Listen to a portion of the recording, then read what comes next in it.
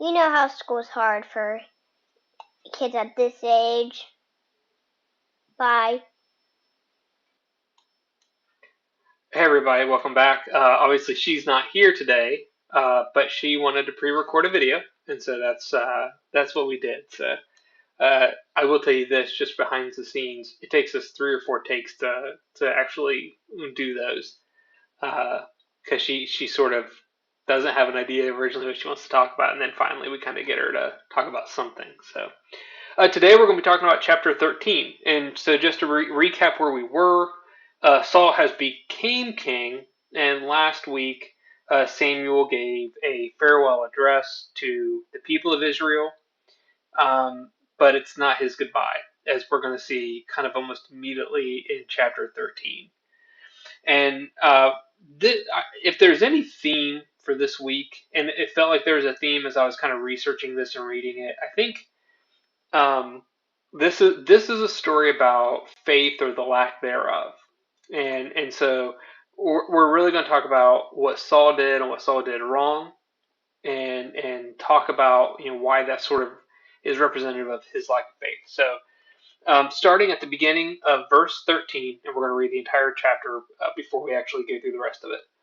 Saul was 30 years old when he became king, and he reigned over Israel 42 years. Saul chose 3,000 men from Israel. 2,000 were with him at Michmash and in the hill country of Bethel, and 1,000 were with Jonathan at Gibeah in Benjamin. The rest of the men he sent back to their homes. Jonathan attacked the Philistine outpost at Geba, and the Philistines heard about it. Then Saul had the trumpet blown throughout the land and said, "Let the Hebrews hear." So all Israel heard the news. Saul has attacked the Philistine outpost, and now Israel has become obnoxious to the Philistines. And the people were summoned to join Saul at Gilgal. The Philistines assembled to fight Israel with 3,000 chariots, 6,000 charioteers, and soldiers as numerous as the sand on the seashore. They went up and camped at Michmash, east of Bethaven. When the Israelites saw that their situation was critical and that their army was hard pressed, they hid in caves and thickets, among the rocks and in pits and cisterns. Some Hebrews even crossed the Jordan to the land of Gad and Gilead. Saul remained at Gilgal, that's a hard one to say, and, and all the troops with him were quaking with fear. He waited 7 days, the time set by Samuel. But Samuel did not come to Gilgal, and Saul's men began to scatter. So he said, "Bring me the burnt offering and the fellowship offerings." And Saul offered up the burnt offering. Just as he finished making the offering, Samuel arrived, and Saul went out to greet him. "What have you done?" asked Samuel. Saul replied, "When I saw that the men were scattering, and that you did not come at the set time, and the Philistines were assembling at Michmash, I thought, now the Philistines will come down against me at Gilgal." I think I've now pronounced that 5 different ways. I'm sorry. "And I have not sought the Lord's favor, so I felt compelled to offer the burnt offering." "You have done a foolish thing," Samuel said. "You have not kept the command the Lord your God gave you. If you had, he would have established your kingdom over Israel for all time. But now your kingdom will not endure. The Lord has sought out a man after his own heart and appointed him ruler of his people because you have not kept the Lord's command." Then Samuel left Gilgal and went up to Gibeah in Benjamin, and Saul counted the men who were with him. They numbered about 600. Saul and his son Jonathan and the men with them were staying in Gibeah in Benjamin, while the Philistines camped at Michmash. Raiding parties went out from the Philistine camp in 3 detachments. One turned towards Ophrah in the vicinity of Shoal, another towards Beth Horon, and the third toward the borderland overlooking the valley of Zeboim, facing the wilderness. Not a blacksmith could be found in the whole land of Israel, because the Philistines had said, "Otherwise the Hebrews will make swords or spears." So all Israel went down to the Philistines to have their plow points, mattocks, axes, and sickles sharpened. The price was 2/3 of a shekel for sharpening plow points and mattocks, and 1/3 of a shekel for sharpening forks and axes for repointing goads, and for repointing goads. So the day of the battle, not a soldier with Saul and Jonathan had a sword or spear in his hand. Only Saul and his son Jonathan had them. Now a detachment of Philistines had gone out to the pass at Michmash, And that's actually kind of the beginning of the next chapter, but I still felt like we should probably read it. And so we start with the story of what seems to be what kings do during this time, which is fight and attack their enemy. However, it kind of appears that Saul almost immediately overreaches. Um, and one of the things that I think is critical to note is we've heard about the Philistines a lot, and we see a lot of fighting with the Philistines, throughout the entirety of the book, and we've already heard of a lot of it already. And the difference here is most of the time, the Philistines are the ones on the offensive. They're the ones attacking into the Israelites' territory. However, now what we see is he's not fighting a defensive war.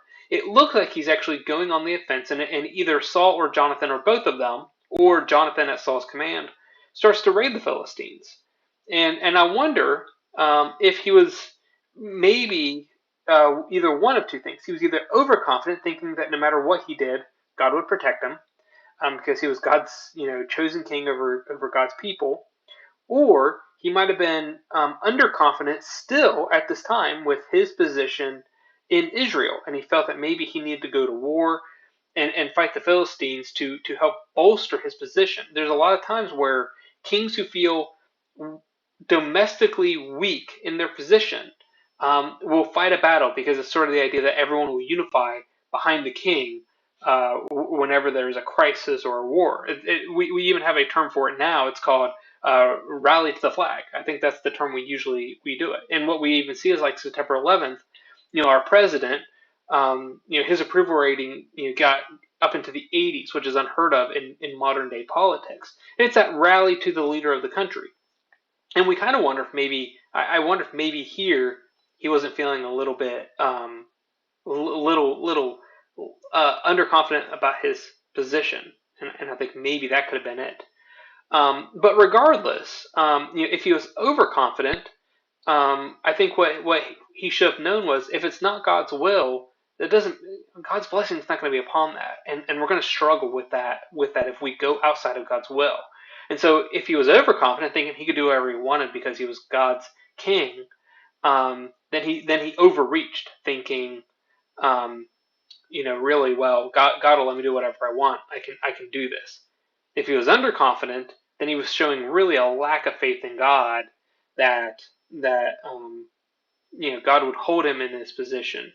My personal feeling is he was probably still lacking confidence, and this was him trying to rally people to him to come as king.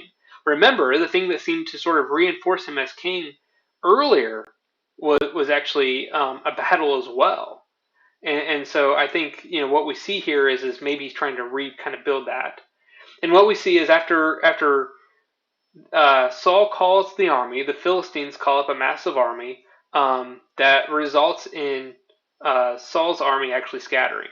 And we hear of a couple numbers. We hear 3,000 chariots and 6,000 charioteers, which makes sense because most chariots actually had two people, one person driving, one person who was fighting. But then we hear that the amount of soldiers was like the sands on the sands of a beach, which means that they couldn't count them. That's something considering that we've had numbers in the past, which likely means that the number that was brought up for this army was bigger than some of the numbers we had seen before. And so, a lot as they're battling, as they're arriving together, we see that Saul's army scatters, and they're hiding in caves and holes, and they've just scattered to the winds. And Saul's left with a substantially smaller army. Now, Saul still waits for Samuel, and he's waiting for Samuel before a battle. But on the seventh day, Samuel hadn't arrived yet to make the offering, the burnt offering.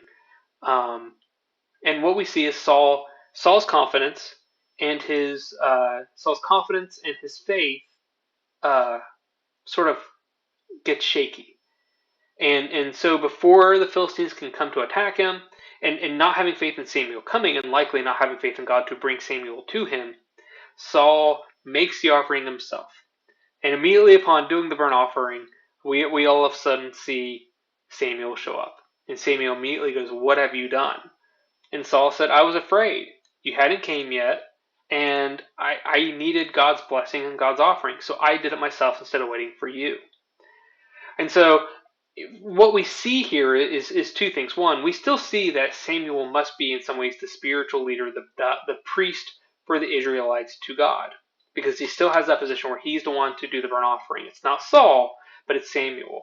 But again, what we also see here is we see Saul does not have confidence at this point in time to wait for Samuel. He's not placing his faith in God that God will bring Samuel to him, and he's not having the faith in God that God will hold back the Philistines until that time.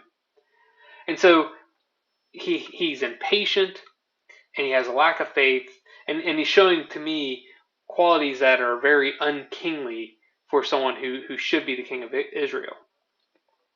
And so what we see here is we see, I think, two things of lack of faith here, two major critical flaws.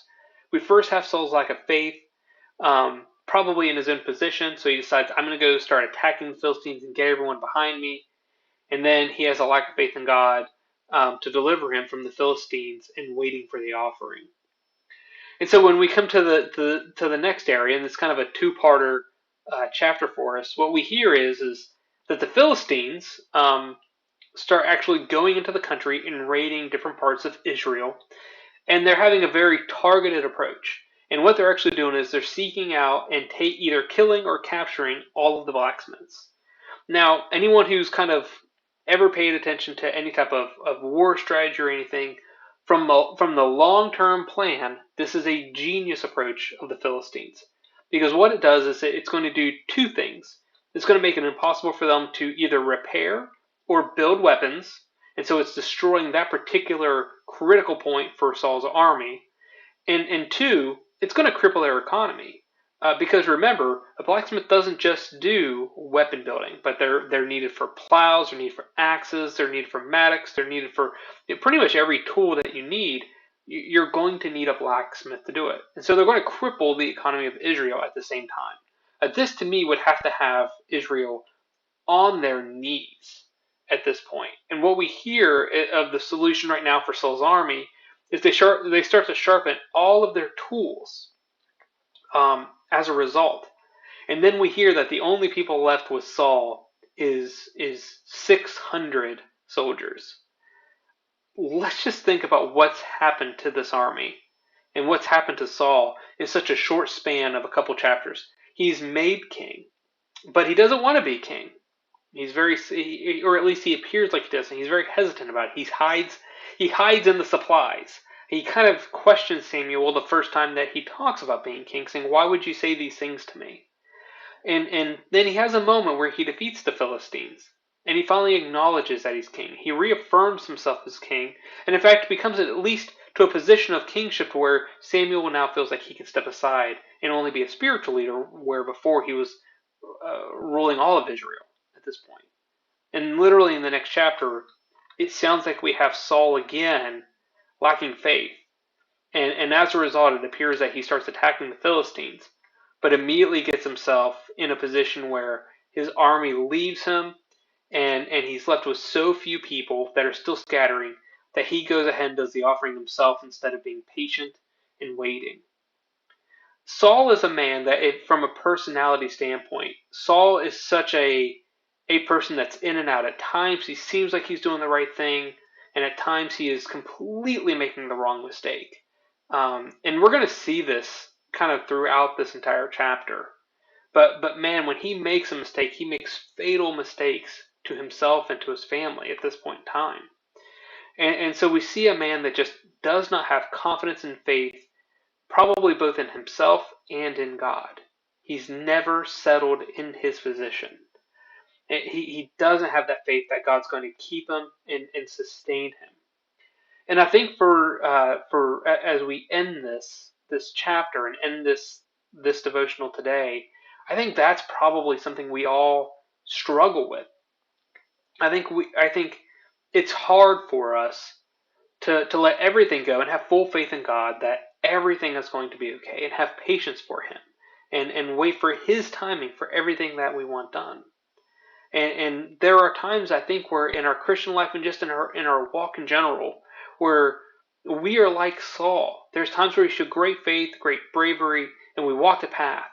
And then there's times where that faith just sort of, lacks a little bit. We falter, and then we plunge down a different way. Now, as I said last week in the devotional we did, God always steers us back and always gives us a way back. But as much as we can, we don't want to be like Saul in this chapter and in the chapters where he's showing real discomfort and real lack of faith and real, lack of comfort with his position and lack of God holding him in that position. Saul, for all the abilities he had, he did not show, at most times, he didn't show a lot of faith in God to sustain him and carry him. He really let the physical side, the human side of that kingship, he really made that show. He showed a lot of jealousy and faithlessness to God at various points, and will eventually result in his downfall, as we know. And actually, even here, Samuel already says, you were supposed to be king and be king forever, but your lack of faith, I will put somebody else as king, and I'm already looking for that king. And so, as we end this chapter, today, what I'd say is man, when that faith is faltering, don't plunge down this path. Don't be patient. Wait, be calm. Go to God in prayer and meditate, and just don't make rash decisions, but really listen to God and wait for Him, because He will deliver you. He will bring you back. He will help you. He will help you out of the hole you're in. But don't take yourself down that path. I think as we close, as we finish, I think sometimes in my past, both in my spiritual walk and just day to day life, when I'm lacking confidence, when I'm feeling impatient, when I'm feeling rushed, when I'm feeling angry, when I'm feeling scared, as I'm sure Saul was, um, there's times where I lack that faith and I take it into my own hands. And a lot of times I make a rash decision. And what I can tell you is, and I'm sure all of you have experienced this well, I regret it. I regret it immediately upon doing it. The moment I say something rash, the moment I do something rash, the moment I'm done with it and I cool down, I'm like, man, what have I done? Why did I do that? That was so stupid of me. And I wonder if Saul, half the time through his life, thought that. And said, why didn't I just have faith? Why wasn't I just a little patient? I could have waited. It would have been okay. God would be with me. And so, whenever you have that time where you're feeling anxiety, when you're feeling like God's not moving fast enough for you, when you feel like you just need to do something right now, slow down, pause, have faith. He will deliver you. He will save you, just like He's going to save Israel in the end. Let's pray. Father, thank you for this week. Thank you for all the blessings that you've given us. Like we see with Saul, help us not to be like him and question and have lack of faith. It's really easy when pressure is on us. It's really easy when our faith is faltering to make a rash decision, to take it in our own hands, and to end up making a mistake. Maybe it's a big mistake or a bad or a big mistake or a little mistake, but it's still a place where we've sinned because we've not had faith in you to deliver us and take care of us. And help us in those times when we're really feeling that anxiety. Help us to breathe and slow down and go to prayer to you and really slow down and wait for you to help us to make the right decision, for you to help step in and take care of us. Thank you for this week. Thank you for all the wonderful blessings that you've given to us. And just watch over us as we go out this week. I'm sure we all need help in so many different ways. And so anyone that's watching or listening, or really anyone else that has needs, please be with them and guide them. And help us to always have faith in you and not falter. We ask for these things in Jesus' name. Amen. Well, again, thank you for staying with us. Thank you for listening to this. I hope you've enjoyed it. By way of announcements, next week again, 10:45, we always have our worship service, and you are absolutely more than welcome to attend in person or virtually. We do our best to keep everyone safe there, but if you're uncomfortable, we understand, and so you can always watch us on Facebook or on YouTube. And again, my hope is that we will be on here next week at 6 p.m. I will tell you this. My bet is that we're gonna have a baby, In fact, this actually right now, just to give you context, this is actually pre-recorded a little bit just in case, because we're sort of actually at a point where we're really kind of at a point where we could come anytime. If I'm not live, I will pre-record. My plan is to get at least through First Samuel. Um, I don't like stopping halfway through anything. So regardless, 6 p.m. there'll either be a video posted or we will be live. But have a great evening. Have a wonderful week, and we will see you again.